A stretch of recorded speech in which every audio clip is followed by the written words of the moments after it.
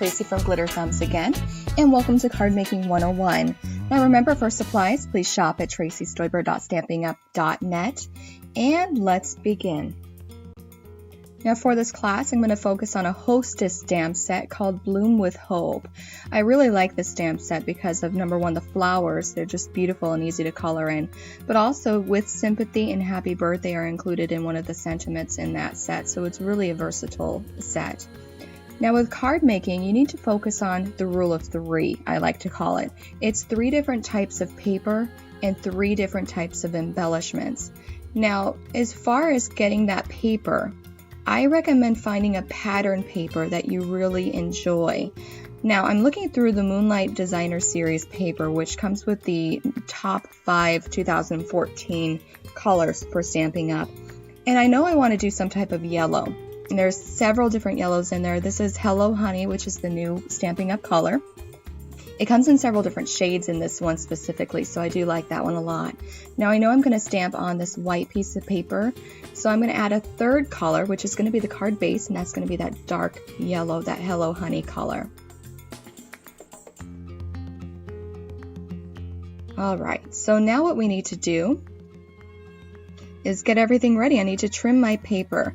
Now, the Designer Series paper is a little bit too large for the actual card itself, so we're going to do a little bit of trimming. Most cards are 4 1/4 by 5 1/2. So that means if you take this regular size paper, which is 8 1/2 by 11, you can cut that in half lengthwise, and that will make 2 cards. So I'm cutting it at 5 1/2 inches, setting one aside. I'm going to turn it, and I'm using my Stampin Trimmer, which is a really great product to use. It cuts so smoothly like butter.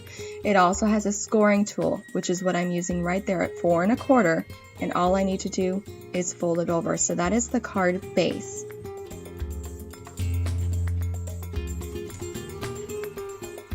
Now when you create these different borders inside of your card, you usually want to cut back by about 1/4 of an inch each way. So since I know that my card is at 5 1/2 by 4 1/4, I need to cut this paper to 5 1/4 by 4 inches, and that's going to give a really nice border. It's going to show the base card, but it's also going to focus on that pattern paper. Cut it back by another 1/4 of an inch, so it's going to be 5 inches with the white by 3 3/4 for the other side of the white as well. So now we're ready to stamp. I have my clear mount stamp, which sticks very easily to a clear acrylic block. And I'm going to try to figure out what I want to do here. Now this is where it takes a little bit of playing. Number one, I know that I'm going to use my blendabilities. So I need to make sure to stamp with a non-alcohol based ink so that it doesn't blend with the blendabilities. I'm going to stamp a really pretty big giant flower. This is my fallback flower. I tend to use this one. Now, this stamp is very easy to remove from that clear block. I'm going to set it aside to clean later, and I'm going to look through my stamp set to try to find some other smaller little flowers to put around that large focal point right there. And believe it or not, we're going to make another focal point in a minute. Now, all I have to do is press it onto the clear block, and it's ready to stamp. It's not going to move. Now, these stamp sets do come with a clear sticker that goes over the top of the stamps themselves to help you figure out what they are. But honestly, I don't use it. I find that if I don't put that sticker on the back of the clear mount stamps, they're easier to stick to the acrylic block. So I've just stamped those smaller flowers right there. Now I have this big space. It looks good. See my thumb? I have this big space on the left-hand side. I know I'm going to fill that with a large flower, and on the upper right side of the stamps, I'm going to put the sentiment. So this is when you're going to start creating your layers. Now in the video itself, you can see that I stamped 2 large flowers. And the reason why I'm doing that is I'm actually going to cut it out so that it creates different layers of petals. So I'm only really going to color a little bit of each of the flower. I actually need 3. Through trial and error, I've realized that I need the base to be the full entire flower. Then there's a second layer of petals, and then there's that tiny little the pollen in the middle of the flower itself. So there will be 3 stamps that you will need of that large flowers. I'm using the Blendabilities, which are really great new products that are available as of this year by Stampin' Up. This specific marker set is Daffodil Delight. Now it comes in 3 shades, and if you get them mixed up, it's not a problem. It shows there that it actually is light, medium, and dark, and it tells you Daffodil Delight. So you know when you mix them up that they are supposed to be together. It does have 2 tips. One is finer, one is more of a broader painting tip, and I am going to color in there basically dark in the middle, and then as I go out, medium and then light. Now this is a very forgiving marker set. If I mess up, it's not a big deal. It still looks really nice. So I just had a couple little sections in there that I'm going to add that dark to, and the same with the smaller one. And I apologize again for the video quality here. It is very blurry, and I am working on that, so hopefully the next few videos will not be as blurry, but I'm hoping that you can kind of get the idea here. All I'm doing is randomly putting in that dark color. Now I do also need it with the bigger one, but we'll work on that later. I'm going in with the medium color as well. Now if I overlap the dark in any way, it will blend. So you can go over and over that exact spot and it will just blend even more. These markers are really fun to play with. I've had a great time. I did Elsa, which is the homepage picture of glitterthumbs.com, as well as a picture of my daughter using all these blendabilities, and it was a very, very simple thing to do, and I do encourage you to give them a shot. See if you like. Now your job is going to be to continue coloring your pictures and focusing on that light, medium, and dark transition. Now make sure that you also color in the other 3 stamps that we are going to make, and in a second you're going to see the finished product as far as coloring out those items and also cutting them out. So in a second you'll see a still shot of what exactly I'm doing as far as making sure that you're going to be creating that layered effect. Here it is at the beginning, and the second one is being cut out. Now look, there's not that third one that is the base large flower, and there it is right there. So you can see how I created those layers by coloring only those sections and cutting them out. Now in order to create a 3D effect, I know that I'm going to want my flower approximately over that left side, and I do want it to pop. If I glued it right down, it wouldn't look 3-dimensional. So that's when I'm going to use the Stampin Dimensionals, which are tiny little octagon squares that you're going to insert to the back of it. They're made of foam and they have a double adhesive on. Now for those of you who are OCD like me, these are not octagon shapes, they're hexagon shapes. So just to clarify that for those of you who are paying attention here. So I put 3 on the back of the base of the larger card, and I've decided that that's going to be a good spot. I also have 2, and it just is dependent on you as far as how many foam dots you want. I tend to go less is more. Place it right on top, and the great thing is you have that visual to go by as far as the angle and where everything should go.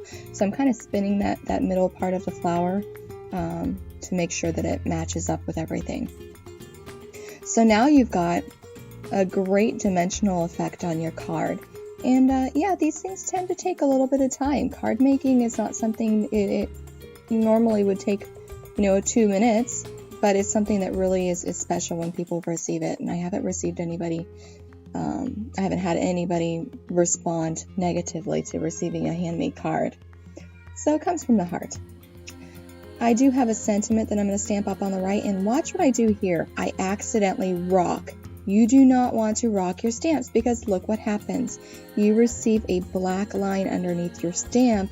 If I were to place it squarely on top, press down and lift up, I wouldn't have gotten that line.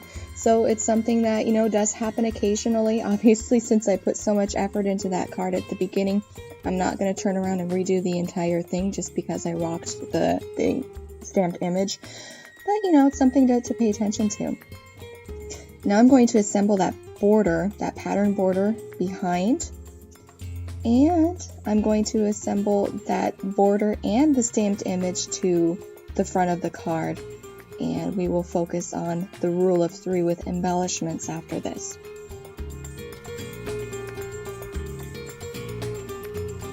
Now I'm placing it right there, and see that really nice little border that you receive when you put that on. It just makes everything look really complete.